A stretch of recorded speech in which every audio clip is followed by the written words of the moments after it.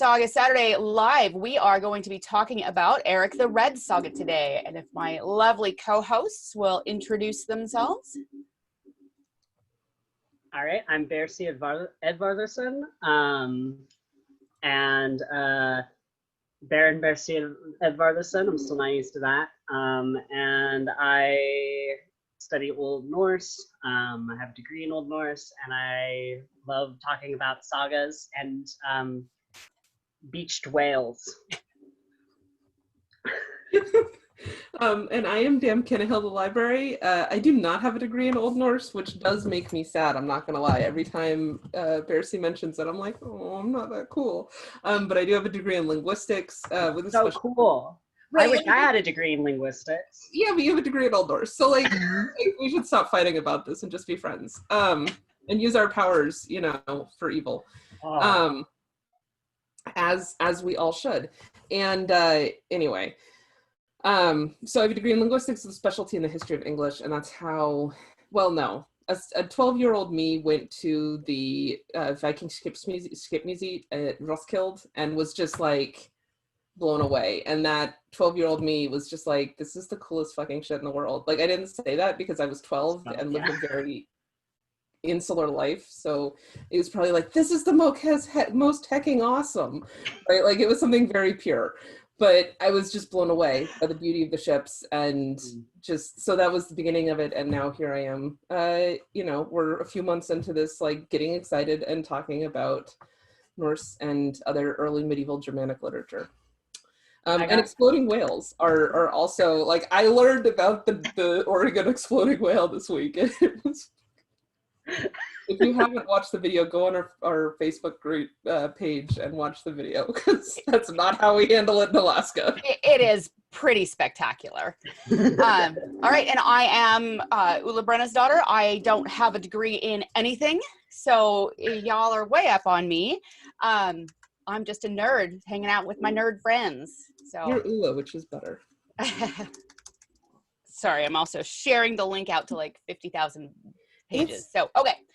I'm done sharing. So I want to call out a special happy birthday to Mistress Morgan of Jewelry fame. She is a huge fan and supporter of the show. She made, I don't actually have any of her stuff on me right now, but I have several items from her that I love.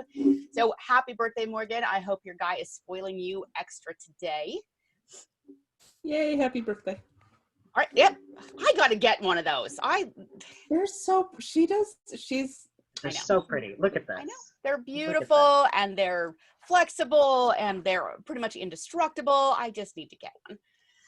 Yes. All right, so let's jump into why we're here. We are talking about the saga of Erik the Red, or Erik's Saga Ruda, as Bersi has behind him.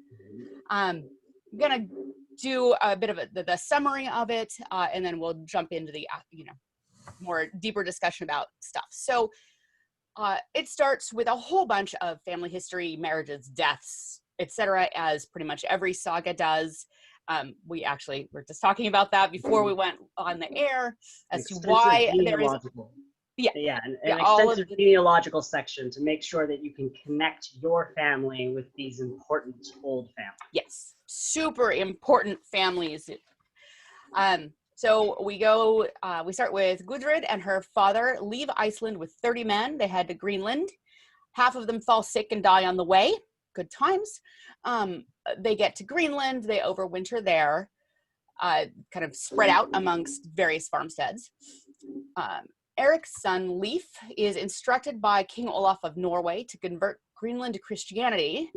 But on his way to Greenland, Leif is blown off course and finds an unknown land west of Greenland. There he finds self-sown wheat, grapes, maple trees, and on the way back, he rescues people from a shipwreck, and earns the nickname of the Lucky. So that's how we have Leif the Lucky. Excuse me.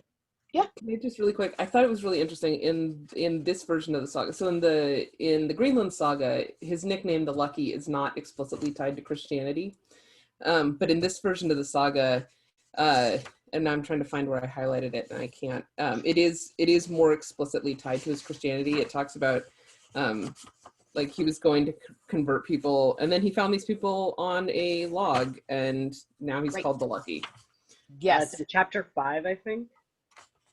Yeah, there's definitely a lot more Christianity references in Erik's saga than in Greenlanders. Yeah. So what it says is, Leif also chanced upon men clinging to a ship's wreck, I guess not a log, whom he brought home and found shelter for over the winter. In doing so, he showed his strong character and kindness. He converted the country to Christianity.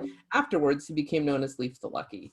And it does note that this sentence about the conversion, or maybe even the whole paragraph, appears to be kind of misplaced in the story. But it's still interesting to me that that gets inserted before the nickname, whereas in Vinland Saga, it's just like he found these guys, and then it was called. And I love that in this they don't even talk about. So in Saga of the Greenlanders, he saves them. He gets called Leif the Lucky. He brings them back. They overwinter and they all die. Yes. Everybody dies. And then we move on, but we don't even let's not talk about that in this one. No. He's lucky. He's lucky. He converted. Really, all the sagas are like George R.R. Martin books. Everybody dies. That's just what we do. But yes, yeah. Okay, so Thorstein, Erik's son, gets a ship from Gudrid's father and prepares to sail for this new land to explore it. Erik the Red doesn't want to go because he's old and his, exploring days are over. He finally agrees to go, hides his gold before he leaves because you got to hide your gold. And on his way down to the ship, he falls off of his horse, injures himself, and decides not to go. Yeah. Totally fair. Yeah. Thorstein and the crew spend the summer sailing around in the Atlantic. Thorstein comes back. He and Gudrid marry and settle down in Western Greenland. Thorstein falls ill and dies, but rises briefly from the dead to tell Gudrid her fate. Just like in the Greenlanders. And this is one of those rising from the deads that is nice, as opposed to some that we discussed last month with the hauntings and such. So this was a nice little, your dead husband is saying, it'll be fine, honey. Mm-hmm. Yeah, it'll be fine. He's buried on. You'll move on. Don't. You'll move on. You'll find somebody else. And he's buried on consecrated grounds. And she lives there for a while as well. Thorfinn Karlsneffi arrives in Greenland and marries Gudrid. Can I make a quick note? Yeah. I forgot to mention it last time, but Karlsefni is a really cool name. Thorfinn's his given name, right? But Karlsefni means the making of a man, the makings of a man. So I thought that was really cool. So they call him Thorfinn, the makings of a man. So does that mean that he's not actually, he could become a man if he worked at it? Or does that mean he is the manliest of mans?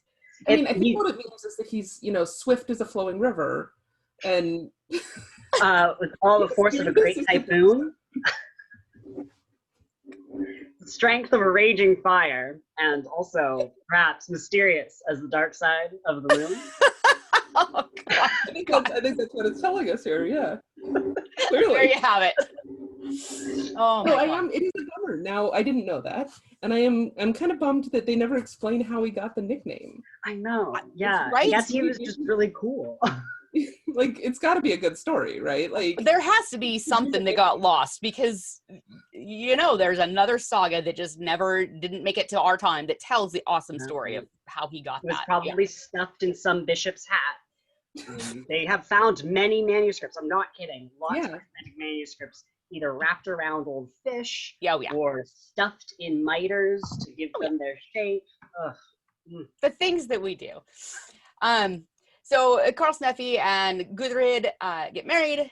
They head out to Vinland with Erik's daughter Freydis and her husband Thorvald, and Erik's son Thorvard is married to Freydis, and Thorvald is Erik's son. So many Thors and that they got those mixed up all the time. No, my parents couldn't keep me, my sister, and our dog's names separate. Right. Thorvard and Thorvald. There's no way. No hope. So they go out in multiple boats.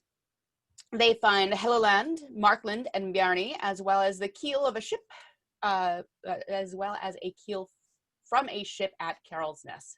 I can't even read my own notes today. Kjall, Sorry, guys. are you ready? I'm gonna help you with this one.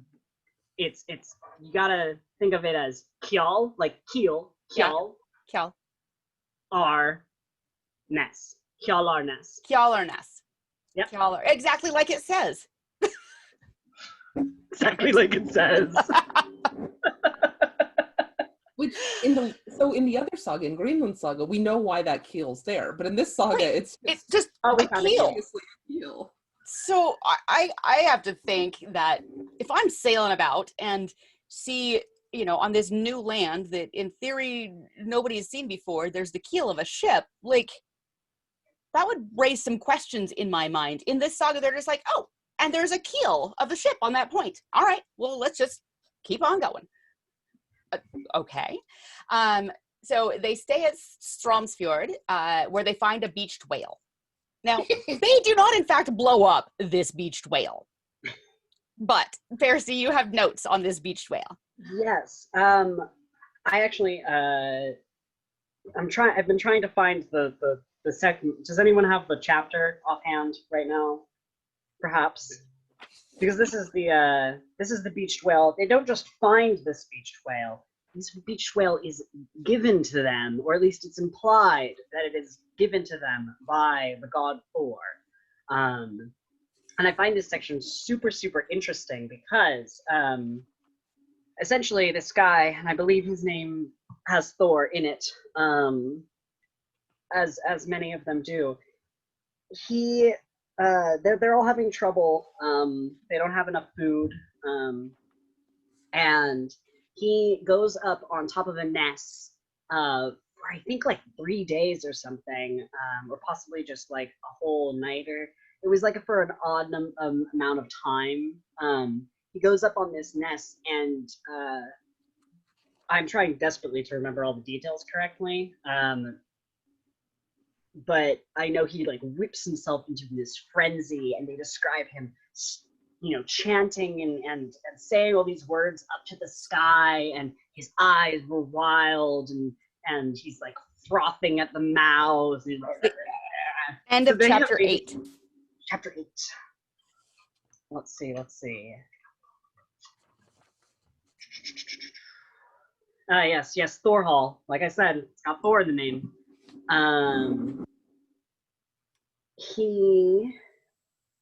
He was Thor Hall, right?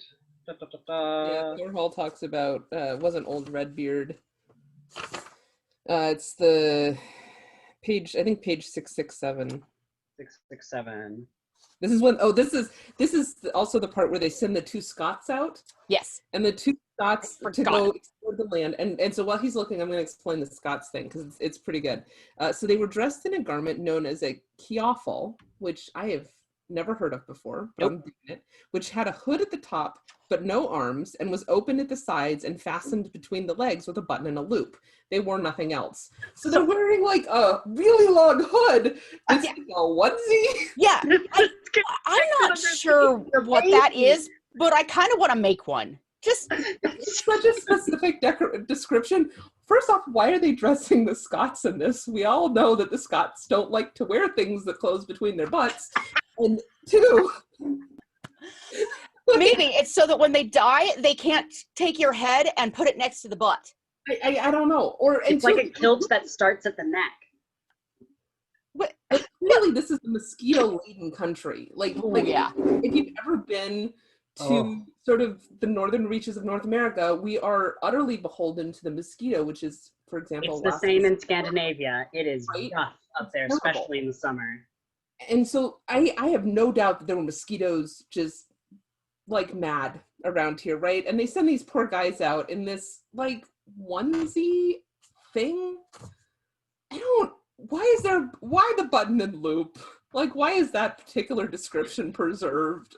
Right? And now I'm thinking about it, and now I'm going to be thinking about it, and thank God I've never seen it at an SCA event. Just wait. Anyway, sorry, go ahead. All right, back to the whale. So I found it. So they're desperate for food. They spent the winter at the spot. It was harsh. They had little preparation. So they're wandering around the beaches trying to find food. And says they found little food, but their livestock improved there. After this, they entreated God to send them something to eat, but the response was not as quick in coming as their need was urgent. Thorhall disappeared, and men went to look for him. They searched for 3 days, and on the fourth, Karlsefni and Bjarni found him at the edge of a cliff. He was staring skywards, with his mouth, nostrils, and eyes wide open, scratching and pinching himself and mumbling something. They asked what he was doing there, and he replied that it made no difference. He said they need not look so surprised, and said for his life he had got along without their advice. So if it's unclear here, this advice that they're talking about is Christians versus pagans. So this is a pagan man who's being described as doing this very kind of creepy, monstrous kind of prayer to Thor. Shortly afterwards, they found a beached whale and flocked to the site to carve it up, although they failed to recognize what type it was. Karlsefni had a wide knowledge of nails, but even he did not recognize it. So they cooked it up, boiled it, but it made everyone ill. Thorhall then came up and spoke. Didn't old Redbeard prove to be more help than your Christ? This was my payment for the poem I composed about Thor, my guardian, who seldom disappointed me. But once they heard that, all the Christians in the group were like, we're not eating this whale anymore. They cast it off a cliff and threw themselves on God's mercy, it says. And then the weather improved, and they got to go fishing, and they had supplies in plenty from there. This is such a cool section of like this one guy being like, oh, I'll just go pray to Thor, and then mystery meat shows up. They eat the mystery meat and get really sick, and then as soon as they realize, oh, it's because you prayed to the wrong God. Right. All us good Christians have now. But what I find it very interesting is like that the people, both the people in the text and also the people who wrote the text are Christians, and they are like saying, yeah, the god Thor does have this power, or potentially that the one Christian god is punishing them for, it's unclear, right? Like who sent the whale is my question, right? If you believe in Christianity and you say there is only one and none of these other ones are real, and you believe that, then who sent the whale, right? Like, was it Thor? Was it a demon? Was it, or is this more of a kind of, and that's a question that I have, because I don't think I know enough about early medieval Christianity to be able to like tell, like, is it more likely that they sort of said like, oh, like they kind of do have power, these pagan gods still do have some sort of power, but like we should be pushing back against that. Right. You can get what you ask for, but you may not want what you ask for from the old gods, right? Like you asked for food, you got food, but it's not the food that you want. Makes you sick, right? Yeah. So in the comments, Kate Ryder says demon whale from the deep, which that sort of put like not a bad interpretation here, where like you ask the old gods for something and they're going to give you something, but because they're poison, it's poison. Yep. Right. But there is another example, since we're slightly off topic anyway, or not off topic, but we're stopping to talk. There is another example in here of Christianity and pagan religion not coexisting exactly, but existing kind of at the same time, which is back in Greenland, where we have this woman who is a prophetess going around to the different farms, and she arrives at one point at the farm of Erik the Red, and I don't remember what her name is, but Thorbjorg. So Thorbjorg is a prophetess, and she says, look, I need women who know the right chants to help me in setting up my mystical experience. And so, does anybody here know them? And so Gudrid, who is a Christian woman, but who was taught the magical chants when she lived in Iceland with her mother, says, look, I know them, but I can't really do them because I'm Christian now. And so eventually she gets talked into it. Thorkel is just like, look, lady, you know the chants, we need the magic, like Do the thing. do the thing. So you have here this Christian woman who knows the sort of old rites, and eventually gets sort of talked into participating, and participates so well that, and her music is so, her chants are so perfect and so beautiful that they produce an even better result than if she had, like, if some other woman had done it. So even though she's converted to Christianity, she still has the power to produce this magical effect. Right. Is in return given a beautiful prophecy about how her children's children will live on in fame, and over the branches of that family a bright ray will shine, is sort of the end of that prophecy. So it's kind of cool. But then you have this other guy who is so Christian that he had to leave the house. Right. For all this. Like, you're like, I can't. As long as we've, diverted a little bit to the seeress. So I love this seeress. She's known as the Little Prophetess. She's one of 10 sisters, all of whom had the gift, the sight. And it was her custom to, go to the various farms and give them their prophecies for the future, for the next year.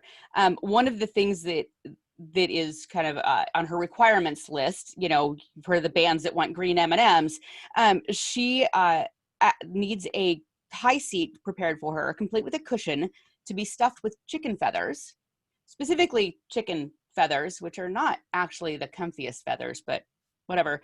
But the thing that one of the things I love about this saga is the descriptions of the people, like your hooded onesie loincloth thing. So she is described as, she arrived one evening along with a man who'd been sent to fetch her. She's wearing a black mantle with a strap, which is adorned with precious stones right down to the hem. About her neck, she wore a string of glass beads, and on her head, a hood of black lambskin lined with white catskin. She bore a staff with a knob at the top, adorned with brass set with stones on top. About her waist, she had a linked charm belt with a large purse. In it, she kept the charms which she needed for her predictions. She wore calfskin boots lined with fur, with long sturdy laces and large pewter knobs at the ends. On her hands, she wore gloves of catskin, white and lined with fur. Fabulous descriptions. But this is a couple paragraphs down. Also, fabulous outfit. I know. Right? Gems all the way down the front, all the way to the hem. So in the evening, the tables are set up and food is prepared, a porridge of kids' milk, and she gets the hearts of all of the animals available at the farm. So she gets a chicken heart and a beef heart and a whatever. I love this. She has had a spoon of brass. So remember that Viking times, Norse times, you carried your own eating utensils with you. That was not provided for you by the homestead that you were visiting.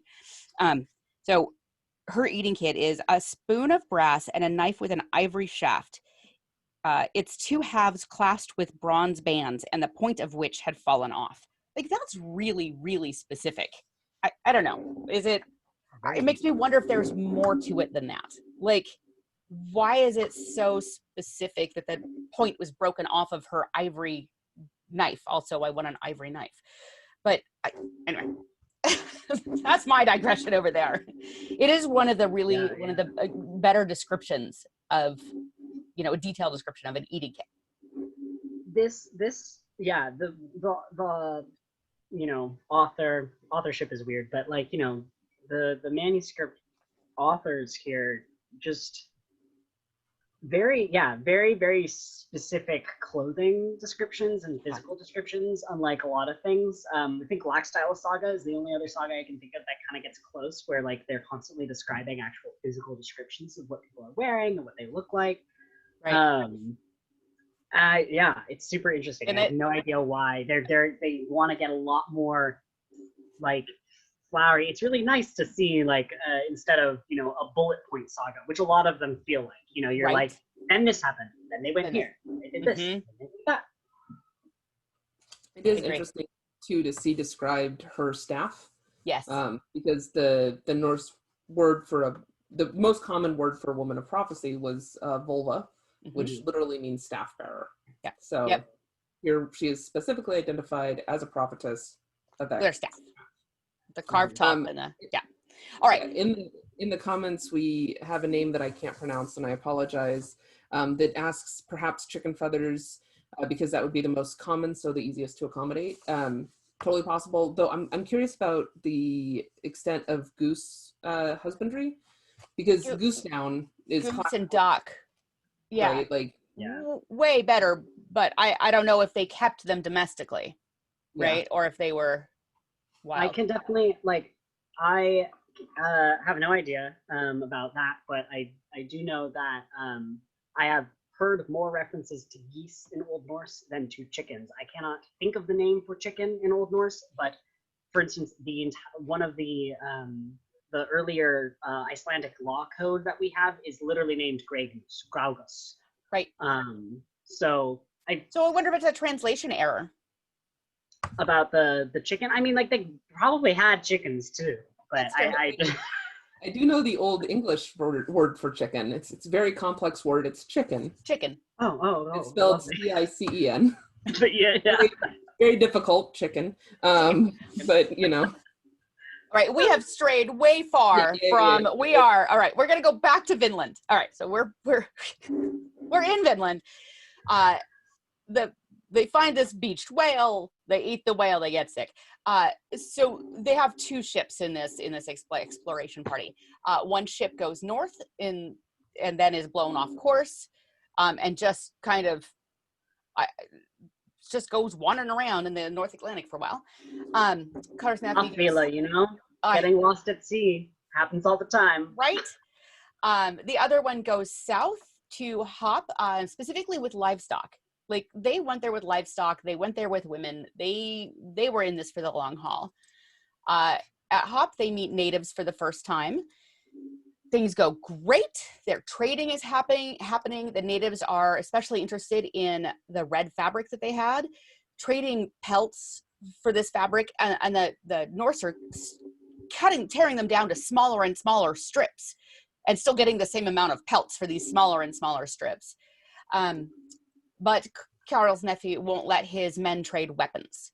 Eventually, his bull gets out from the livestock pens and scares the natives away. Soon after, the natives attack the Norse, and this is one of our favorite parts. So the men run away, and Freyda scares the natives away by baring her breasts and slapping them with a sword. Or wait. Was it really that she's slapping the sword to her breast or her breast to the sword?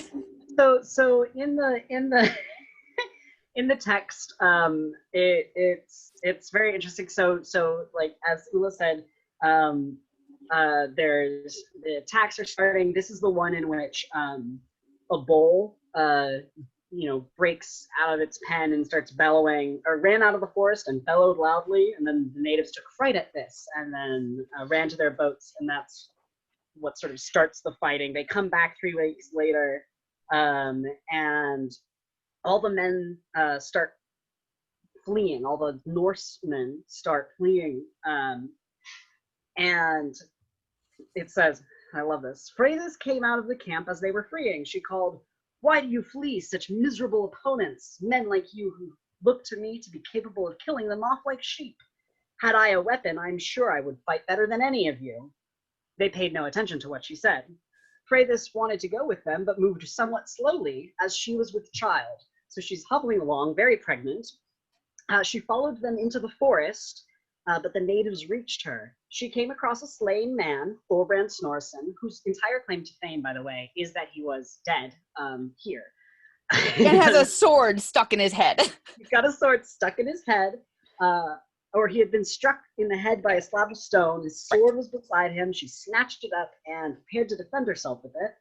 As the natives approached her, freeing one of her breasts from her shift, she smacked the sword with it.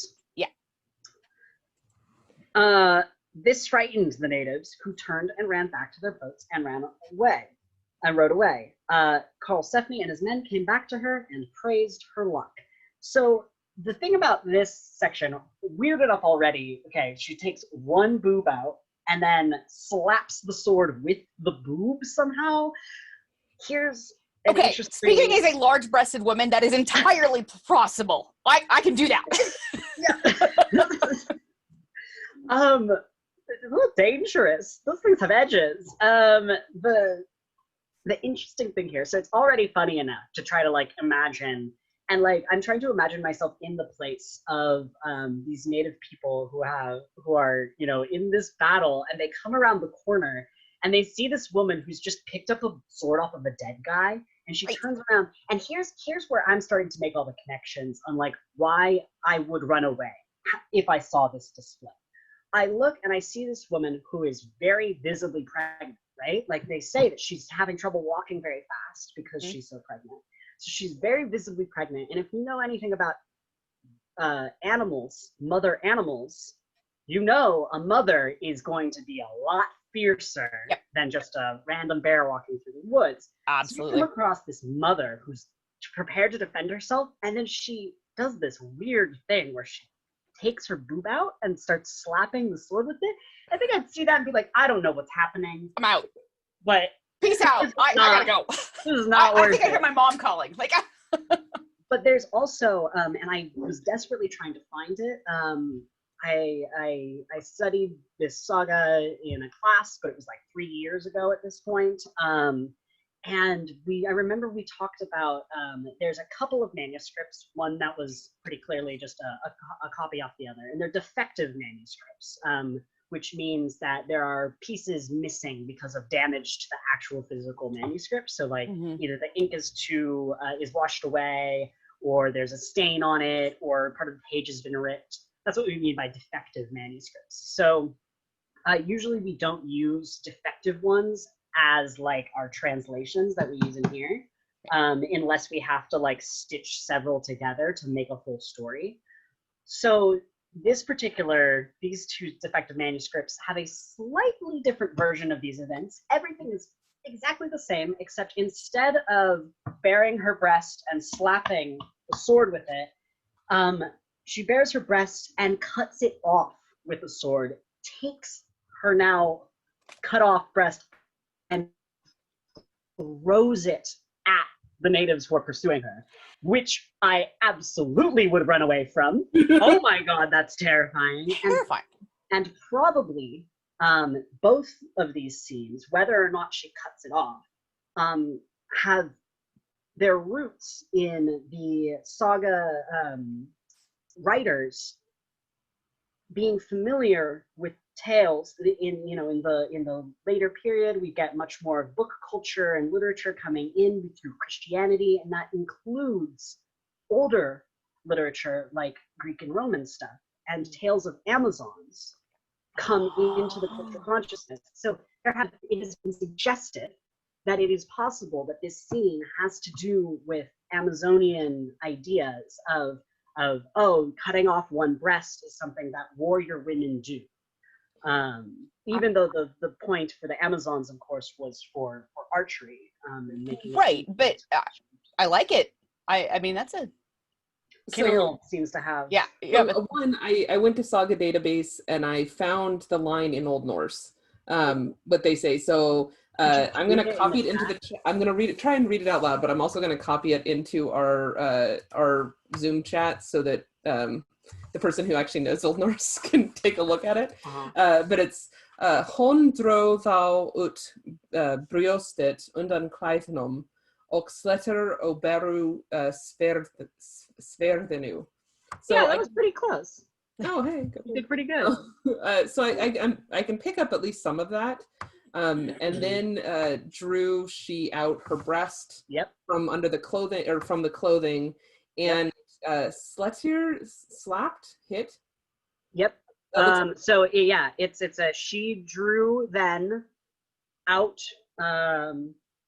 the breast from under the clothing and struck or slapped Beru sverdinu against the, I think Beru might have to do with the flat of the sword, but I'm not exactly sure what Beru is here, but sverdinu is the sword. So she slapped on the sword. So slapped it on the sword. So it does show in, they translated correctly. It does say that the subject of the sentence is brustet, the breast itself. So,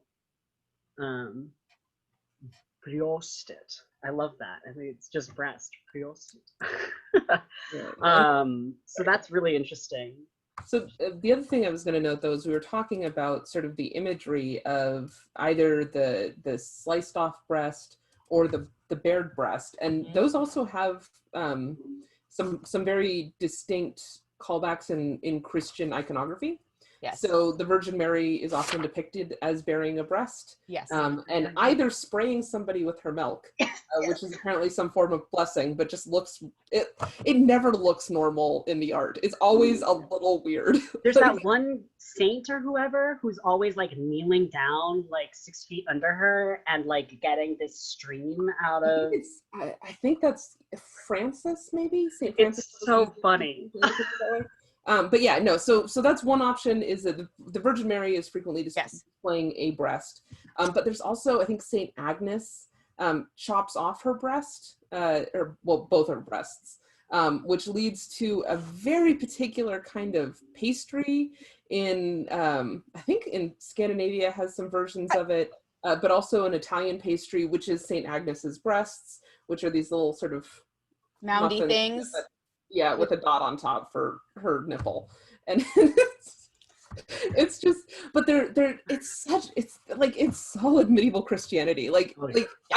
I love medieval Christianity because medieval Christianity takes what are already kind of weird stories and just leans into the weird. Just twists it and just, lean right into that weird. And I'm sure there was a point at one time, some morality or something, but now it's just weird.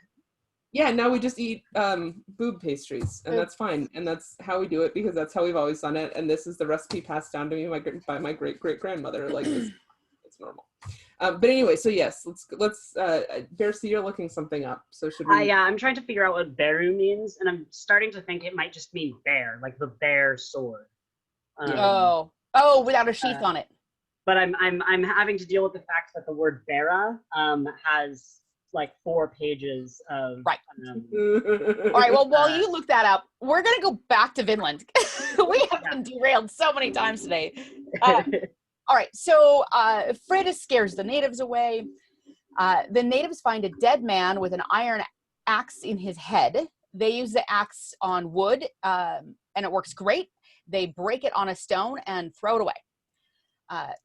Karl's nephew finds 5 natives sleeping in skin sacks and kills them in their sleep. So A, that's just not cool. And B, I totally want to make a skin sack now, like a sleeping bag. Because how cozy warm would that skin be? sack? Like a black bag? Pretty much. Like, imagine like a seal fur bivy bag. Like, they're so comfy. All right. So I was right, by the way. Beru is like bear. Bear. So without the sheath. So yeah. The bear sword. The bear sword. All right. So they sail around Kiel Point to a river where a uniped appears. Oh yeah, I forgot. Out of nowhere. Just a uniped, one-legged creature thing shows up, shoots Thorvald, Erik the Red's son, not Thor, whatever the other Thor that was somebody else. So this uniped shoots Erik's son with an arrow. Thorvald pulls it out and jokes about how fat the place that it went into his body was fat, and then he dies. Like, he makes a joke about, and I have to find, I didn't actually put do you have the actual like phrase? Yeah, so Thorvald drew the arrow out and spoke, fat paunch that was. We found a land of fine resources, though we'll hardly enjoy much of them. And then he dies. He dies shortly there. But so it's not the same joke as Greenland Saga. In Greenland Saga, he makes another joke. Yeah. And I think Bercy's frozen. Bercy is frozen. Yeah. Bercy might need to, yep, there you go. Bercy's gone. All right, well, we'll just roll on and Bercy will come back. But yeah, so it's a different joke, but it's that same Norse laconic, like, right. Spears are in fashion this year, kind of, and now I'm gonna die. All right, and Bercy is back. Was back. Yay. Hang on. There we go. There we go. Connecting audio. All right. So he's dead. Everybody dies. Hello. Hi. We don't have any video for you now. No, I know. We're on my phone at this point. Oh. I didn't realize the power strip that my laptop was connected to was not plugged in, and my laptop, if it's not plugged in, just decides randomly when it thinks it's out of battery, even if it's fully charged. So it just decided it was out of battery and shut itself off. And also my phone front-facing camera doesn't work. So until my laptop's finished turning back on, it's just my voice. No worries. We're good. Okay, so back at the settlement, they start fighting over women because there are more men than women. At this point, Gudrid and Karlsnefni have a son, Snorri. He's the first European born in the New World that we have a record of. And when Snorri is about 3, they head back to Iceland, taking hostages and losing another ship on the way. Because, might as well. Karlsnefni and Gudrid settle in Iceland, and the tale ends with 3 bishops are among their descendants. So again, we start the saga with, here's all the cool people in these families, and it ends with, they had more cool people in the family after that. So, and that is the kind of this very long-winded and derailed summary of Erik the Red saga. So, and it's go ahead. Go ahead. No, go ahead. I can't. So, what I was going to say is we talked last time about the potential antecedent to both the Greenland saga and the Erik the Red saga being Bishop's vitae that no longer exists. Yes. So here's some additional here's some of the proof for that is that the bishops are identified at the end of the saga. And so if this was sort of based on, or at least provided, if information for this was provided by that vitae, you would expect to see, obviously, that person whose life was being remembered showing up at some point in the saga. Like he has to be important enough. But one thing I did also want to call back to was after Freydis does her boob thing, breast sword thing, whatever that was, she gets called Lucky. So much like her brother Leif, who had become Leif the Lucky because he rescued some people on a log, on a sinking ship. She gets praised for her luck because she does this feat of courage. And it's something that we probably should talk about at some point, though I'm not prepped to do it today, is the Norse concept of luck and the importance of luck for all these people, and sort of how it plays out in sagas and why it's important to be lucky, and you can have ill luck and good luck, and you can lose luck and all this kind of stuff. It's good. Luck in a pagan versus luck in a Christian sense as well. Those are different. Absolutely. Right? I think that's a fantastic, we could really dig into that because there is a lot of luck and superstition and Right. Like for instance, in this story we had when Erik the Red, as an old man, was like, fine, okay, you know what, I will go with you to Greenland, and but he falls off his horse, and not only does he injure himself, but he says that it's unlucky. It was an ill omen that he fell off his horse, and so regardless of if he was injured, he was like, nope, that was a sign. I'm not going. Yep. Yeah, so that's a topic I think go ahead. Erik the Red specifically was one of the last guys to hold on to his paganism as well, and in the story his wife even refuses to sleep with him because she converts to Christianity, and he's still pagan and he refuses, and she's like, well, guess you're not getting any, I don't have sex with pagan men, so. Right. Which is also, like, we're going to talk a little bit next month about the conversion to Christianity, but it is interesting. Something I think people forget about is the role that women played in the conversion of Europe. And one of the things that they did, it was not unheard of for was not unheard of for women to say, look, I'm not sleeping with you until you convert. And it takes surprisingly little of that kind of pressure for these men to be like, okay. It's a real Lysistrata situation. Yes, calling back to Greek drama. Yeah, that's it. Theater. Yeah, we're like, once the brain cells are all engaged, I think we all do a good job, but there's like a collective brain cell I think that we all share sometimes. That is true. So I had some stuff that I had found about the decline and disappearance of Norse Greenland. Yep. But we've got about 15 minutes left, well, less than that now. And I think next time we're actually going to be talking about Norse archaeology, or not Norse archaeology, archaeology of the Norse New World and how it lines up or doesn't with the sagas. But something I did want to talk about really quick was some oral history stuff. So the book that I found, which it turns out it's been sitting on my shelf this whole time and I just never looked at it. It's called The Vikings, the North Atlantic Saga. And it's a Smithsonian publication, and it's just a bunch of articles about the Vikings in the North Atlantic, which, surprise, involves their exploration of the New World. So the population of Iceland today is a mix of and I'm going to try and pronounce this correctly, the Kalaallit, which is the Greenlandic Inuit people and Danish settlers, Danish colonizers. And so historically, there was a lot of question about like the mainland Scandinavia kind of remembered that they had this Greenlandic colony. And then it eventually just sort of disappears and they're all very confused about it. But in the beginning in the 17th and 18th centuries, there was sort of this attempt to record and preserve any information that they could find about what happened to these people.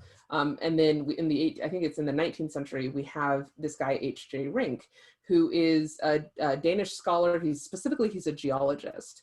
And they're like, you want to study exciting geology, go to Greenland, which is weird because if you want to study exciting geology, you should go to Iceland, which is an island of exciting geology.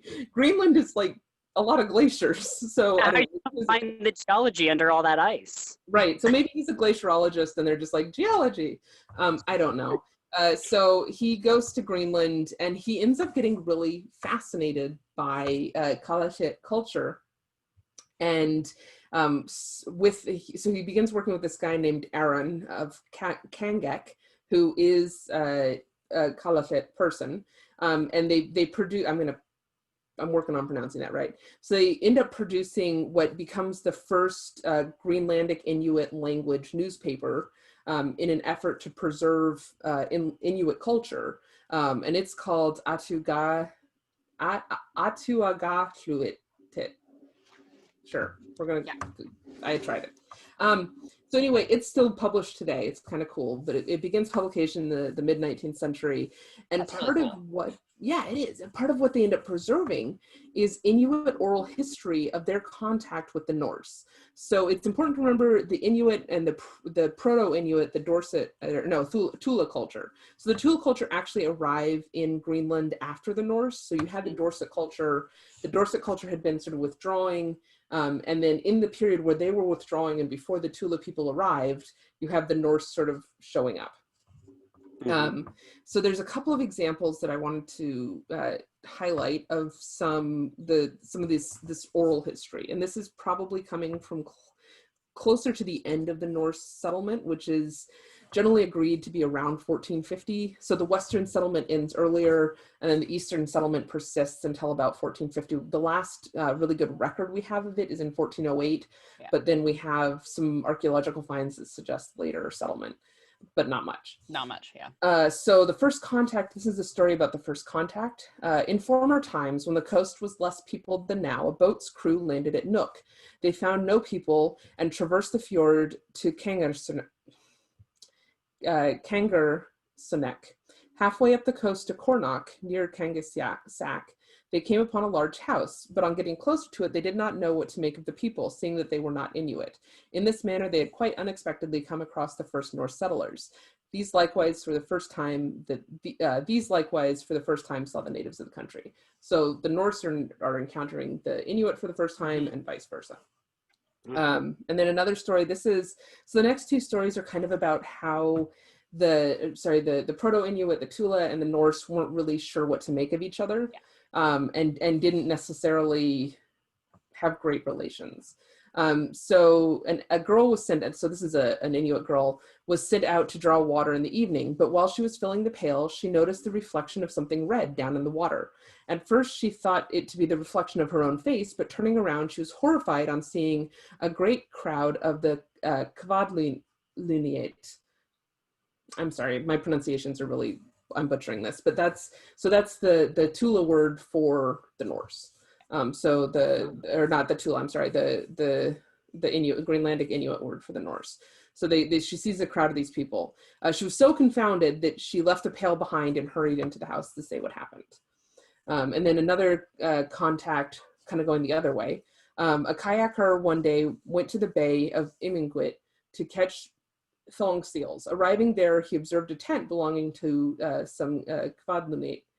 He heard them jesting and prating inside and was strongly minded to go and look in upon them. Accordingly, he left his kayak and went up to the place and began to strike at the sides of the tent, and made them apprehensive. And now they became quiet, which only encouraged him to continue all the more, until he succeeded in silencing them altogether. Then he took a peep in at them, and behold, they were all dead from fright. Which, if I lived somewhere with polar bears, something all of a sudden started hitting the outside of my tent, I too would go very quiet and very still. Yes. And know that wasn't actually going to protect me any, because polar bears don't care. Polar bears give no shits. Yeah. So that's three stories from the oral history, and it's interesting. There's a much longer story that I didn't want to read because it would just end up with me like cold reading to everybody, and nobody wants that. Yeah. But it does talk about the end of the Western settlement. And so one of the early theories posited was the reason that the two settlements died out was because of conflict with the indigenous or with the Tula people coming down, because we have sort of the end of the medieval warm period. So as the medieval warm period ends, as the climate gets colder, they're getting pushed down from northern Greenland, because Greenland's not the most hospitable place to start with. Nope. Northern Greenland's less hospitable, so they're like greener pastures, except they don't need pastures because they're not a generally farming group of people. So they're getting pushed down, and they're coming into contact with the Norse settlers. And there's a story about a conflict that basically ends the Western settlement, and it ends with Kasapi killing sort of this last Norse chieftain of the Western settlement. And what's interesting is his name is preserved not in a Norse form, but in a Kalaallit form. So it's Udungortok.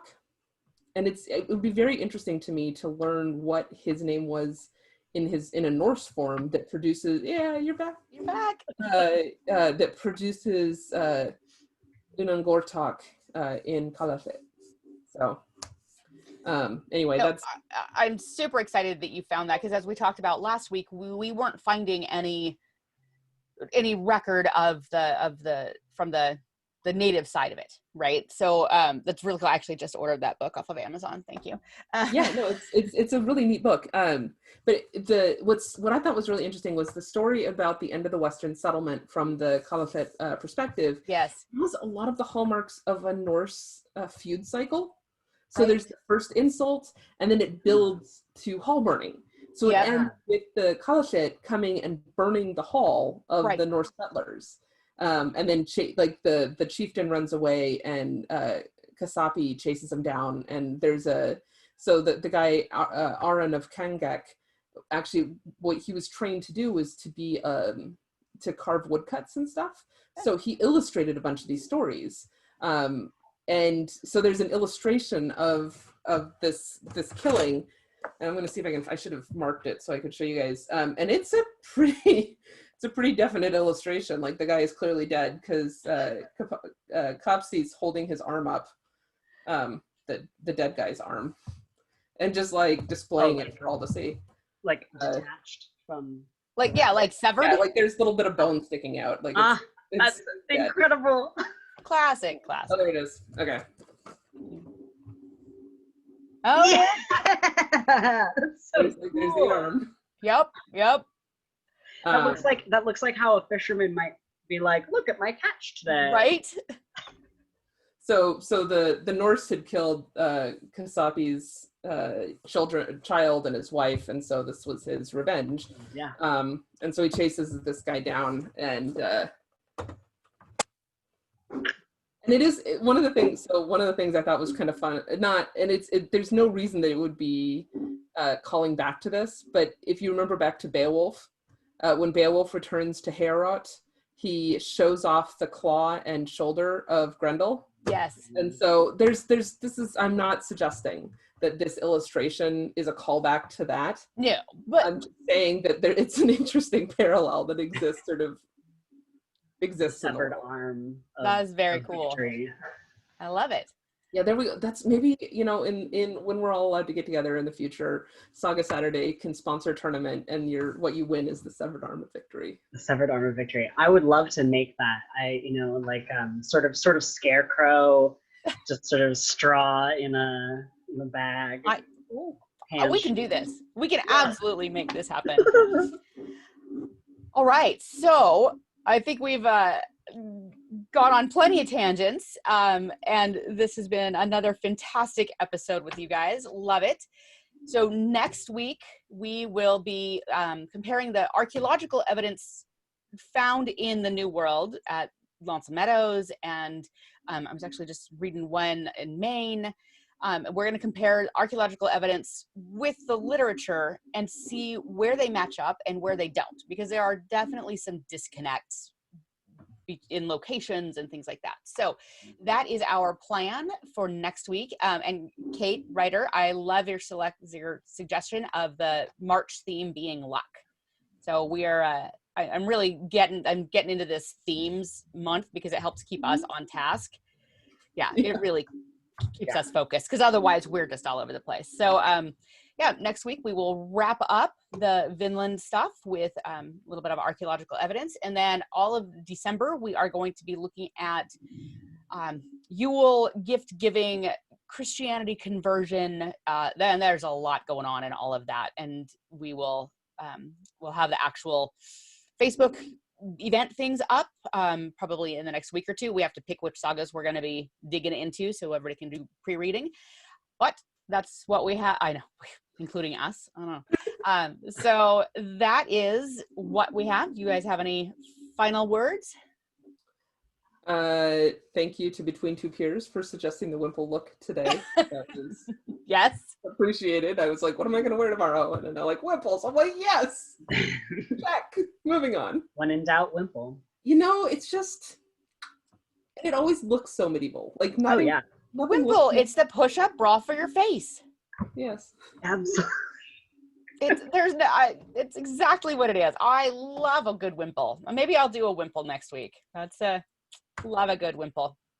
Always good. But yes, all right.